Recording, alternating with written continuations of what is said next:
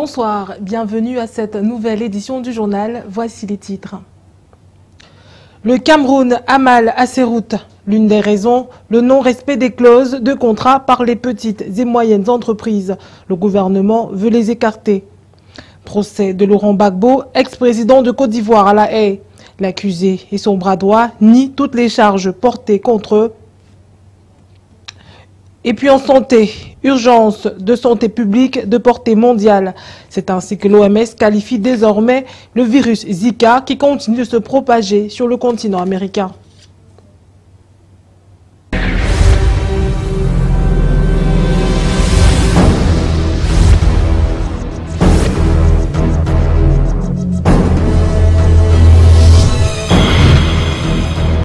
Ouvrons ce journal par cette actualité qui nous vient de la région du Sud Cameroun. Une grande quantité de poulet impropre à la consommation a été saisie et détruit dans la ville de Kribi. Il s'agit de poulets congelés entrés au Cameroun de manière illicite et qui proviendraient des États-Unis. Mireille Flormanet. Ces 50 cartons de poulet avariés viennent d'être détruits à Kribi par les agents de la délégation départementale des pêches, de l'élevage et des industries animales. Cette importante cargaison a été saisie lors d'un contrôle de routine sur la route de Londji, à quelques kilomètres de la ville de Kribi.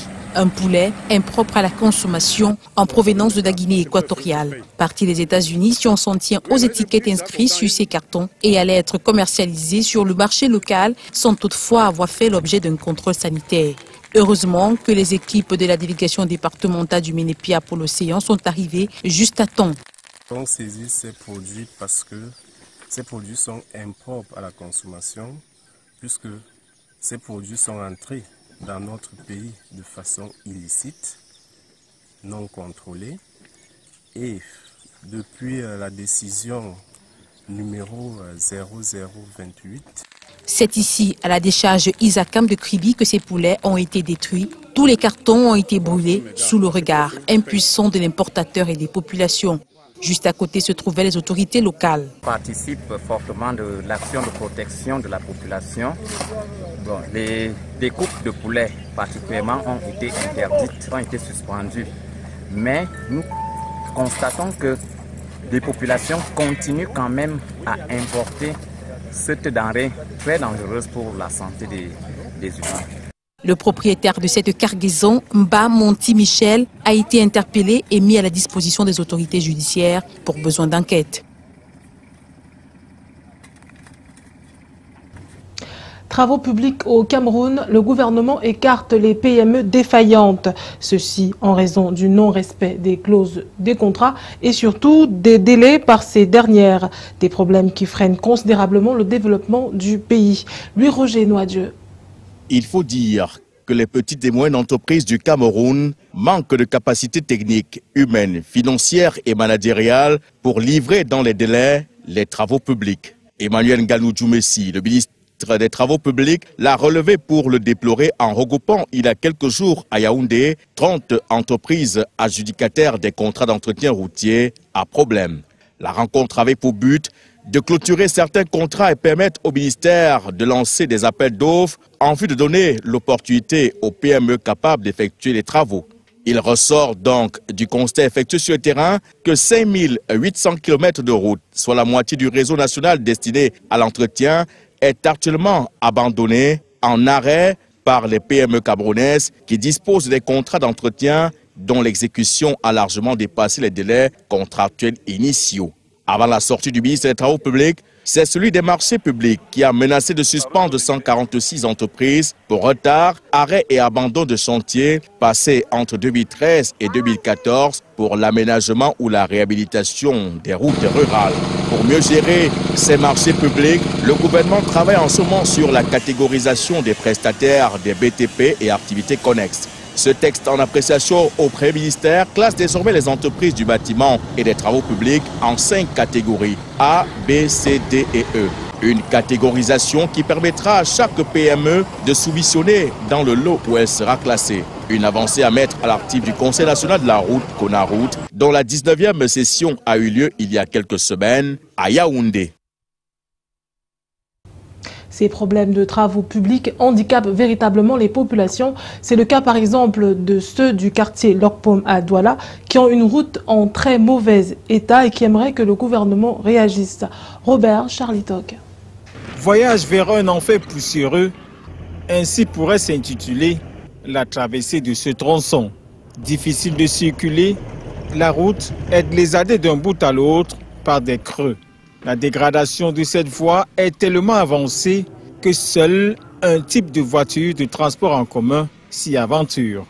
Nous sommes ici au quartier Lokpom, sur la route Carrefour Andem, Hôpital des Sœurs, Carrefour Basson.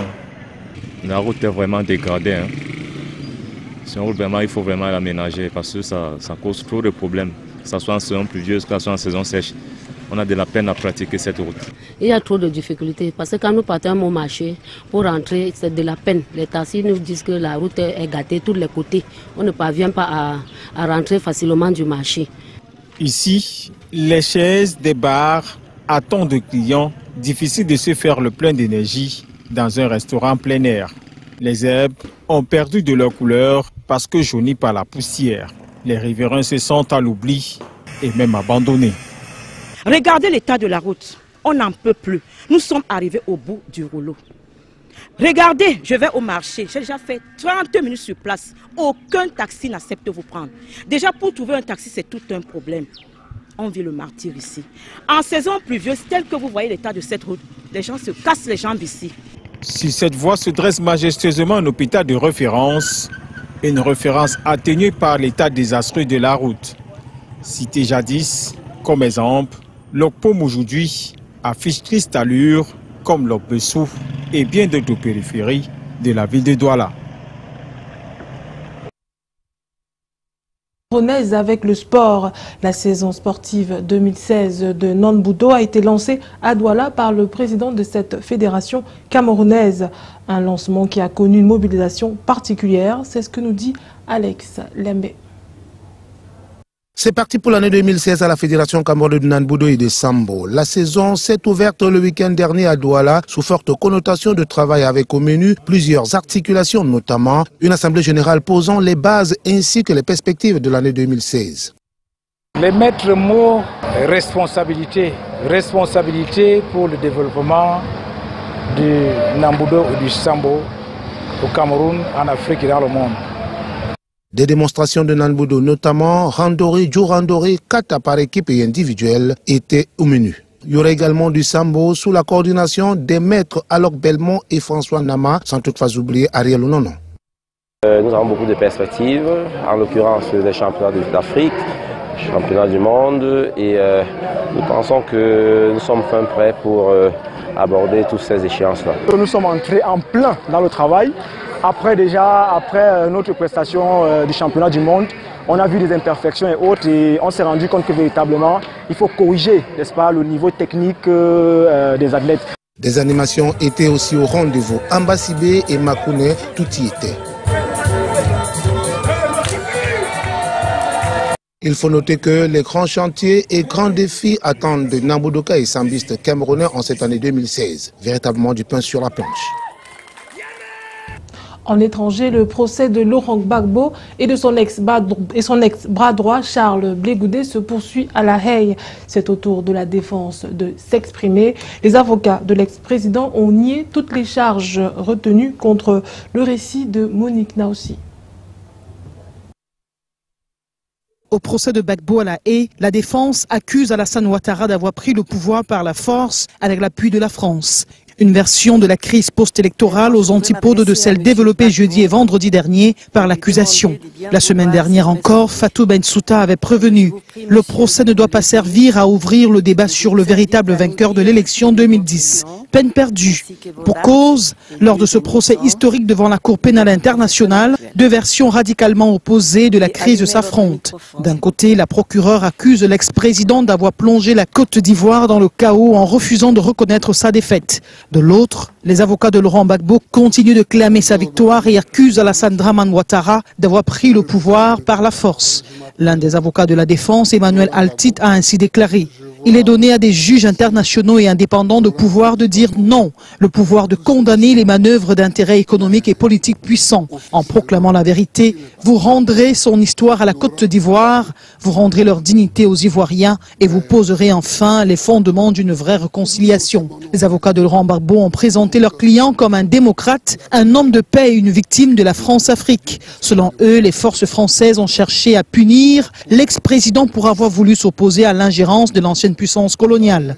L'accord signé sous le nom d'accord de défense donne la priorité de l'exploitation des ressources du pays à la France. C'est pour avoir envisagé de remettre en question le système du franc CFA que Laurent Gbagbo sera condamné à la destitution par les autorités françaises, a déclaré Jennifer Naouri, l'une des avocates de l'ex-chef d'État. Pour prouver leur thèse, les avocats pointent une campagne de recrutement de mercenaires lancée en 2010 au Burkina Faso. Les nouvelles recrues ont ensuite été transférées dans le nord de la Côte d'Ivoire où elles auraient été entraînées en vue de l'offensive finale. La défense va plus loin. Cette offensive aurait été préparée en sous-marin par Paris, accusé d'avoir armé les forces pro-Ouattara malgré un embargo des Nations Unies. Et de cela, la procureure de la CPI ne dit rien, regrette Maître Alti. Rien non plus sur les exactions commises par les partisans d'Alassane Ouattara, révèle-t-il.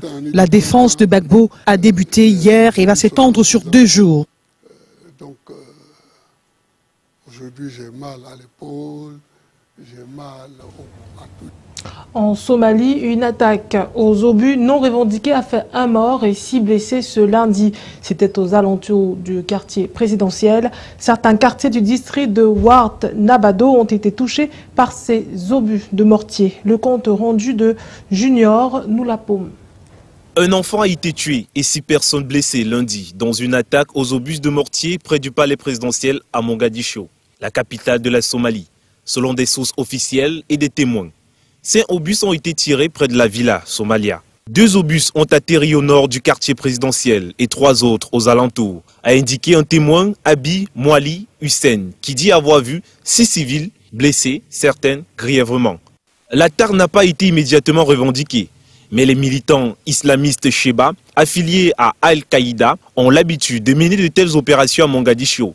Les Sheba, chassés depuis mi-2011 de Mogadiscio, puis de leurs principaux bastions du centre et du sud de la Somalie, contrôlent toujours de larges zones rurales, d'où ils mènent des opérations de guérilla et des attentats suicides, parfois, jusqu'à dans la capitale somalienne. Autre fait d'actualité, le ministre britannique des Affaires étrangères s'est prononcé sur les négociations de paix en Syrie. D'après M. Hammond, les pourparlers doivent aboutir à une transition sans Bachar al-Assad. Aimé Catherine Mokouri. Une transition sans Assad, c'est ce que veut le ministre britannique des Affaires étrangères Philip Hammond.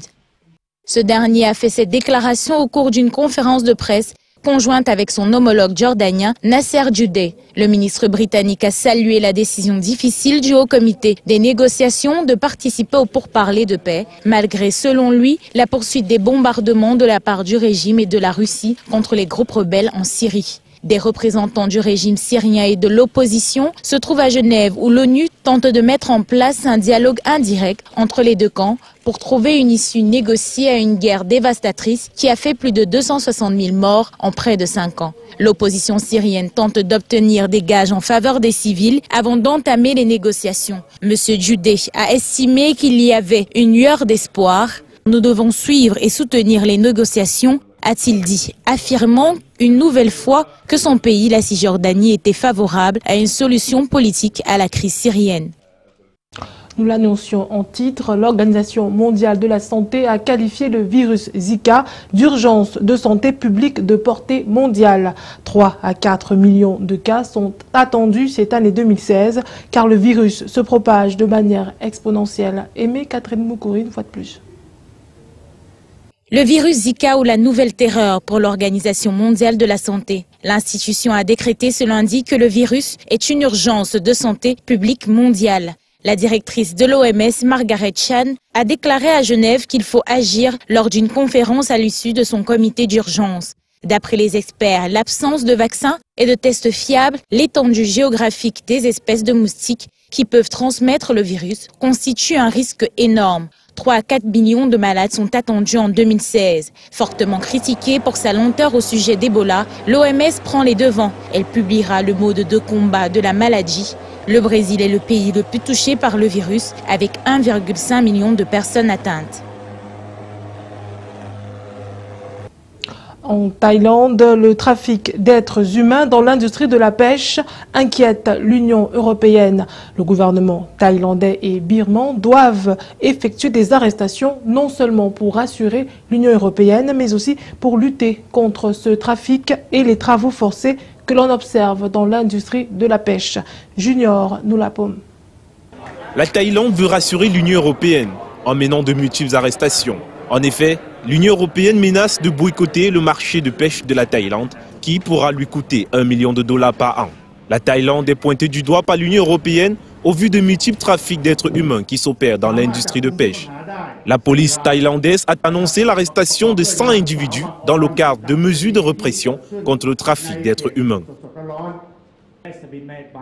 Des arrestations ont eu lieu dans plusieurs provinces jusqu'à présent, y compris à Nagaoshi, Tamara, Ranong et Phuket. L'arrestation de Phuket a eu lieu à la suite d'un échange de renseignements lors d'une rencontre bilatérale entre les divisions anti-trafic thaïlandaises et Biman qui a eu lieu en Birmanie. Les victimes de ce trafic étant bien connues, et les gouvernements thaïlandais et birmans se veulent coopérants pour mener à bien cette lutte contre les coupables. Cette affaire démontre d'une coopération très proche entre les gouvernements thaïs et birmans dans le combat contre le trafic d'êtres humains, en particulier contre le travail forcé dans l'industrie de la pêche. Cette affaire confirme aussi que la Thaïlande a une forte volonté politique dans sa façon de traiter les problèmes de trafic d'êtres humains. Le trafic d'êtres humains et le travail forcé sont vivement condamnés par l'Union européenne.